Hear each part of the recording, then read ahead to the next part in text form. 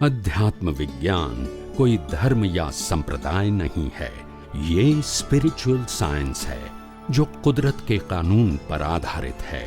ये विज्ञान पूरे ब्रह्मांड के सभी रहस्यों को उजागर करता है और जीवन के सभी पहलुओं को समझने के लिए एक नई दृष्टि देता है। इसी को आर्ट ऑफ विजन कहते हैं, दुनिया को देखने की एक नई दृष्टि, जो अध्यात्म विज्ञानी परम पूज्य स्वामी श्री कमलेशानंद जी के निर्देशन में सनातन सत्य का अनुसंधान कर हमारे जीवन को प्रकाशित करे। जय सच्चिदानंद। स्वामी जी, थोड़ा पारिवारिक सिस्टम पर बात करते हैं कि हमारा जो पारिवारिक सिस्टम है वो विश्व का सर्वोत्तम सिस्टम है।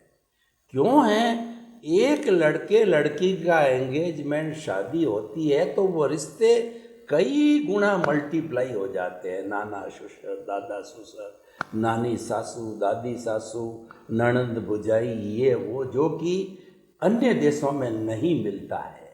और ऐसा कहा जाता है शादी एक जन्म का नहीं है, 7 जन्मों का बंधन होता है। ऐसा भी कहते हैं कि जब किसी लड़के लड़की का संबंध जोड़ दिया तो कहते हैं कि ये 7 जनरेशन तक चलता है। इतनी बड़ी गहन हमारी ये शादी ब्याह की प्रथा है। लेकिन आज का सिनेरियो देखो, लव मैरिज होती है और जो कोर्ट ने आजकल लागू किया है कि वो अपने साथ में लिविंग का भी अलाउ कर दिया है। और उसके अलावा जो है सब कुछ होने के बाद, अच्छी तरह से लड़का लड़की पसंद करने के बाद भी 4 महीने, 6 महीने, 12 महीने डाइवोर्स हो गया और पति ने पत्नी को छोड़ दिया। लड़की अपने मायके जाके बैठ गई, जबकि इतना करोड़ों रुपए खर्च किए गए, इतनी छानबीन करके किया गया है। तो आखिर ये बहुत बढ़ता जा रहा है, इस पर रोक नहीं लगाई तो ये हमारा सिस्टम है, हमारी पारिवारिक व्यवस्था है, बदनाम हो जाएगी, व्यक्ति दुखी हो जाएगा और सुंदर सिस्टम है वो फेल हो जाएगा आने वाले जनरेशन के लिए। इससे सुंदर सिस्टम दुनिया में कहीं नहीं, ये प्रूव हो चुका है। तो स्वामी जी, इस सिस्टम को पुनर्स्थापित करने के लिए, वैसा ही बनाए रखने के लिए अध्यात्म विज्ञान की दृष्टि से क्या सॉल्यूशन है, ताकि कि ये सारी चीज़ें पैदा ही क्यों हो, पहले सोच समझ के की जाए। और करते भी हैं फिर भी पैदा क्यों हो रही है। जय सच्चिदानंद। आप सबको, सभी श्रोताओं को मेरा नमस्कार। सबसे बड़ी बात यह है कि भारतवर्ष की जो हमारी सामाजिक जीवन जीने की जो पद्धति थी वो बहुत श्रेष्ठ थी, सर्वश्रेष्ठ थी और पूरी दुनिया में उसकी प्रशंसा आज भी हो रही है। संयुक्त कुटुंब, संयुक्त कुटुंब के अंदर एक दूसरे की मर्यादा थी और सभी लोग घर के पूरे परिवार में कामकाज करते रहते थे। भले ही कभी कभी संघर्ष भी होगा, अलग अलग व्यक्तियां हैं, दिमाग अलग अलग है, फिर भी साथ में रहने से बहुत सारे तनाव का जो प्रॉब्लम आता है वो नहीं रहेगा। क्योंकि कोई ना कोई काम घर में होता ही रहेगा, करता ही रहेगा। आपको कहीं बीमार हो, कहीं बाहर जाना है, कभी छुट्टी लेना है तो आप कर सकते थे, क्योंकि इतना बड़ा परिवार में 1-2 व्यक्ति बाहर जाएगा तो कोई फर्क नहीं होगा। और दूसरी बात, बड़ा परिवार में पैसा भी कम लगता है, क्योंकि वही पुरानी हवेली में सब लोग साथ में रहते हैं और रात को एक कमरे में सो जाते हैं और दिन में तो सब वही एक किचन होता है, ड्राइंग रूम भी एक होता है। तो उसमें क्या होता है, खर्चा बहुत कम होता है। अगर घर के अंदर 5-7 लोग कमाते हैं और फिर एक ही किचन में खाना खाते हैं तो एक्सपेंस बहुत कम होता है। दूसरी बात, अगर 5-10 व्यक्ति कोई गेस्ट आ जाएंगे तो भी तकलीफ नहीं होगा बड़ी फैमिली में।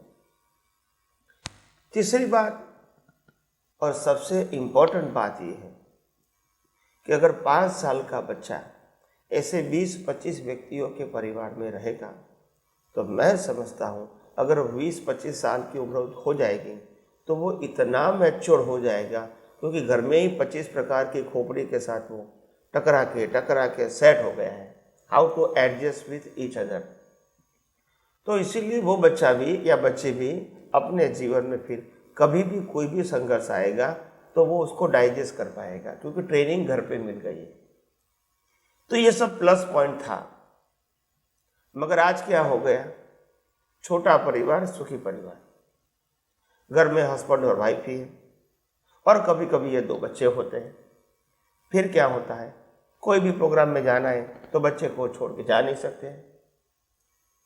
दूसरी बात, घर में कोई तकलीफ आ जाती है, काम ज़्यादा आता है, बीमार हो जाता है, बाहर जाना है, नहीं जा सकते हैं। बीमार होगा कौन करेगा, सबसे पहला अटेम्प्ट कौन करेगा, मेरे घर का काम कौन करेगा, खाना पीना, साफ सफाई, कपड़ा लत्ता, बर्तन वगैरह कौन करेगा। दूसरी बात, यह सब कुछ होते हुए भी बच्चे को कोई प्रकार की ट्रेनिंग नहीं मिलती है घर के अंदर, क्योंकि माँ बाप दोनों जॉब करते हैं और बच्चा पढ़ाई करता है। फिर वो माँ बाप भी जॉब करके आएंगे, फिर घर का काम संभालेंगे, ये करेंगे, वो टायर्ड हो जाएंगे, तो बच्चे के लिए वो संस्कार देने का वो अटेंशन नहीं दे पाते। तो इसीलिए बहुत सारे वीक पॉइंट है छोटा परिवार में। और दूसरी बात क्या होती है, छोटा परिवार जो होता है तो उनकी सोच क्या होती है, छोटी होती है, क्योंकि ज़्यादातर वो संघर्ष नहीं करते, तो इस प्रकार का जीवन जीने का माहौल बन गया। अभी उसके परिवार में अगर 2-3 व्यक्ति आती है तो वो उनके लिए भारी बन जाता है, क्योंकि वो इतना लोड नहीं ले पाते हैं अकेले होने के नाते। तो पैसा भी इतना कम लगता, पैसा भी के हिसाब से वो उसको भारी पड़ता है, और काम के लिए हिसाब से भी उसको भारी पड़ता है, और बच्चे को ट्रेनिंग भी नहीं मिलती है। तो मैं समझता हूँ हमारे भारतवर्ष की जो संयुक्त कुटुंब की जो सुविधा है, व्यवस्था है, जो सदियों से चली आई है, उसमें हम कितना कारगर होते हैं। तलाक का भी बोले, तलाक है, तलाक क्यों होते हैं उस पर। हाँ, तो कारगर होते हैं। तो इस प्रकार के, अगर उस प्रकार के बड़े फैमिली में रहेंगे तो इतने सारे प्रॉब्लम जो दिख रहे वो नहीं होंगे। दूसरा एंगल कहेंगे तो छोटे परिवार में तलाक होता है, क्योंकि छोटे परिवार में कोई ऐसा मुखिया नहीं है जो दोनों के ऊपर वॉच कर रहा है और दोनों को गाइड कर रहा है और दोनों को एश्योरेंस दे रहा है। ऐसा कोई व्यक्ति नहीं है, और दोनों व्यक्ति अपने अहम से पढ़ी लिखी है, पैसा कमाती है, और छोटी छोटी बातों में अहंकार टकरा जाता है, क्योंकि दोनों एजुकेटेड है और दोनों पैसा कमाते हैं। तो एक दूसरे की क्यों सुनेगा, ऐसा दिमाग में आ जाता है कि मैं भी पढ़ाई किया, आपने भी किया, कि मैं भी जॉब करके पैसा लाती हूँ, आप भी लाते हैं। तो उसमें क्या होता है, अहंकार का टकराव हो जाता है, और अगर ये टकराव लंबा चलता है तो फिर तलाक हो जाता है। तो इसीलिए हमारे समाज में ऐसी परिस्थितियां क्यों आई, बिकॉज ऑफ दिस रीजन। पढ़ना लिखना कोई गलत बात नहीं है, और पैसा कमाना भी गलत नहीं है, मगर पढ़ना लिखना और पैसा कमाने के साथ अगर हम संयुक्त कुटुंब में रहते हैं तो मैं समझता हूँ सबके लिए अच्छा है। भले ही अपना बेडरूम सबको अलग अलग मिले, मगर खाने का एक होना चाहिए, एक ही जगह होनी चाहिए, और ड्राइंग रूम एक होना चाहिए, ताकि कोई भी व्यक्ति आ जाए तो समा जाएगी, और बच्चे की ट्रेनिंग हो जाती है, और कभी अकेलापन महसूस नहीं होगा, और कभी कोई व्यक्ति अतिथि के रूप में परिवार में आती है तो भी वो एडजस्ट हो जाएगी। तो इसलिए मैं मानता हूँ कि तलाक की भी बात करेंगे तो अगर संयुक्त कुटुंब होगा तो एकदम से ऐसा नहीं सोचेंगे, क्योंकि बहुत सारे घर में परिवार में होते हैं तो जिसमें समाधान मिल जाता है, और एक प्रकार की ऐसा लगता नहीं है कि वो परिवार से बाहर निकल जाए। हो सकता है कि थोड़ा बहुत संघर्ष रहता है, मगर वो एडजस्ट हो जाता है परिवार के साथ रहेगा तो, क्योंकि एक दूसरे को बता के समझ सकते हैं। मगर जब दोनों ही व्यक्ति किसी को बताने का स्कोप ही नहीं है तो फिर क्या करेंगे, और फिर मन में फिर चक्कर चलते रहते हैं, और फिर लगता है कि नहीं अभी मेरे को बैर नहीं होता है तो मैं अलग हो जाऊं। तो ऐसा होता है। तो मैं समझता हूं कि इस प्रकार की व्यवस्था में हम संयुक्त कुटुंब के लिए सोचें वो बहुत अच्छी बात है। विभक्त कुटुंब नहीं, संयुक्त कुटुंब। और उसमें ही सबकी भलाई है, परिवार की भी, परिवार के सभी सभ्यों की भी। और जितना साथ में रहता है तो स्ट्रेंथ बहुत होती है। अगर कोई सामने वाला व्यक्ति कुछ गलत करने के लिए हमारे घर पे आता है, अगर बड़ा फैमिली है तो नहीं आ सकता है, क्योंकि कितने सारे व्यक्तियों की आंखें और दिमाग होता है, तो वो नहीं सोच सकते। मगर घर में एक या दो ही व्यक्ति है तो इसको निपटना, इसको फुसलाना, इसको मिसगाइड करना या इसका लाभ लेना आसान हो जाता है। और इसीलिए बहुत सारी चीज़ें ऐसी हैं कि जिसमें बड़े परिवार में रहेंगे तो अच्छी बात है। सिर्फ बेडरूम अलग बनाओ, बाकी ड्राइंग और किचन साथ बनाओगे, मैं समझता हूँ पूरी परिवार के लिए अच्छा है। आत्मविश्वास, कॉन्फिडेंस भी बढ़ेगा और बच्चे भी धीरे धीरे आसानी से परिवार के साथ तैयार होकर आगे बढ़ेंगे। बस यही मेरी राय है उसके ऊपर। स्वामी जी आपका बहुत बहुत धन्यवाद।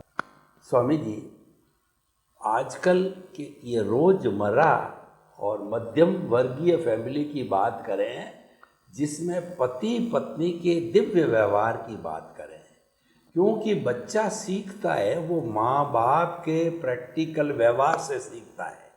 संस्कार बच्चे को सीखने से ज़्यादा मिलते हैं।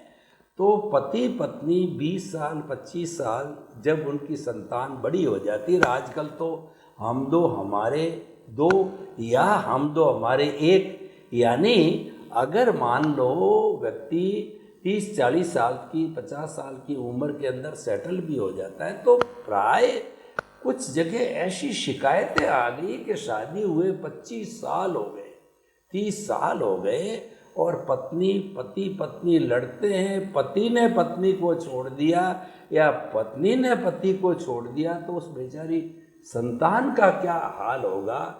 ये स्थितियां भी बहुत बन रही है। फिर वो संतान क्या करेगी, गलत सलत काम करेगी, क्योंकि जवान उम्र होती है, कोई मार्गदर्शक नहीं होता है, तो वो गलत सलत काम भी हो जाते हैं। तो पति पत्नी का दिव्य व्यवहार है, तभी परिवार अच्छा रहेगा, तभी समाज अच्छा रहेगा, क्योंकि समाज परिवार बनता ही पति पत्नी से है। तो पति पत्नी का दिव्य व्यवहार हमेशा बनता रहे, तो वो क्या टिप्स है, और ख़ासकर उन लोगों को दीजिए जिनकी की शादी के 25-30 साल हो गए, मैच्योरिटी भी आ गए, बच्चों को सेटल पीक पर आ चुके हैं, उस वक्त वो ऐसा करते हैं तो कितनी दुर्दशा होती, सबकी होती है। उसके लिए कृपया मार्गदर्शन दीजिए पीक कंडीशन का। जय सच्चिदानंद, धन्यवाद। परिस्थितियाँ कभी कभी ऐसी होती है कि मैच्योर व्यक्ति भी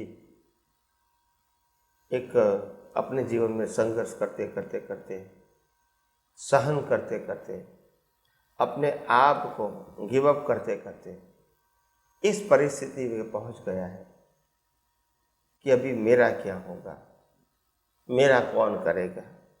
क्योंकि आजकल की परिस्थिति ऐसी है, जब बच्चे बड़े हो जाते हैं, जैसे लड़की होती है उनकी तो शादी होगी तो वो चली जाएगी, मगर लड़का भी ऐसा होता है कि शादी करता है तो अलग मकान ले लेता है। तो भी माँ बाप को लगता है कि हमने इतनी 25-25 साल तक जो तपस्या किया है, आखिर उसका फल क्या मिला।